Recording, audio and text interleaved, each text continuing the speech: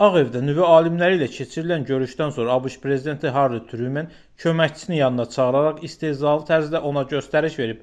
Bir daha bu mərhəmətli alimi mənim qəbuluma buraxmayın. Maraqlıdır, hansı alim prezidentə bu dərəcədə mərhəmətli görünüb ki, onun qəbuluna qadağa qoyulub. Söhbət atom bombası atası adlandırılan Robert Oppenheimer'dən gedir. Məhz həmin görüş zamanı o ABŞ prezidentinə öz narahatlığını və həyəcanını bildirib. Cənab prezident, atom bombalarının Yaponiya atılmasından sonra bizim əllərimiz qanlı görünür. Truman yazıq görkəm almış fizika rişxəndlə cavab verib. Qanlı əllər su ilə asanlıqla yuyulur. Bu görüşdən sonra Oppenheimer rəsmi dairələrdə çox görünməsə də, o yeni yaradılmış Amerika Birləşmiş Ştatları Atom Enerjisi Komissiyasının Baş Məsləhət Komitəsinə sədrlik edib. Oppenheimer bu vəzifədə olarkən nüvə silahı sahəsində inkişafa qarşı çıxıb. Bu isə həmin ərəfədə olub ki, ABŞ ilə SSR arasında nüvə silahı üzrə sözün əsl mənasında yarış gedib. Təbii ki, Oppenheimerin bu cür mövqeyi ABŞ rəsmilərini qane etməyib və o rəsmi dairədə siyasi etibarsız şəxs kimi tanınmağa başlayıb. Daha bir versiyaya görə isə Oppenheimer nüvə silahının hazırlanması proqramının SSR-yə ötürülməsində şübhəli bilinib.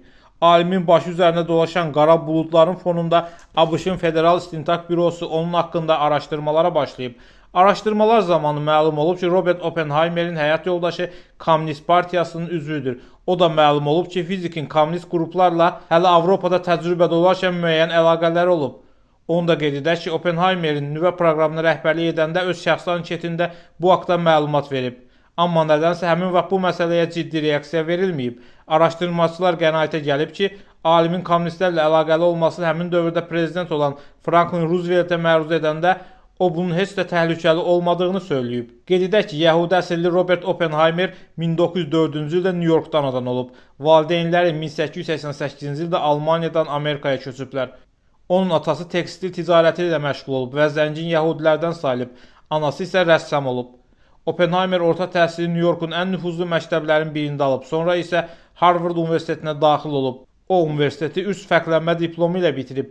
Elmi təcrübəsini Avropada keçirən Robert Oppenheimer dövründən tanınmış alimlərinin laboratoriyalarında çalışıb.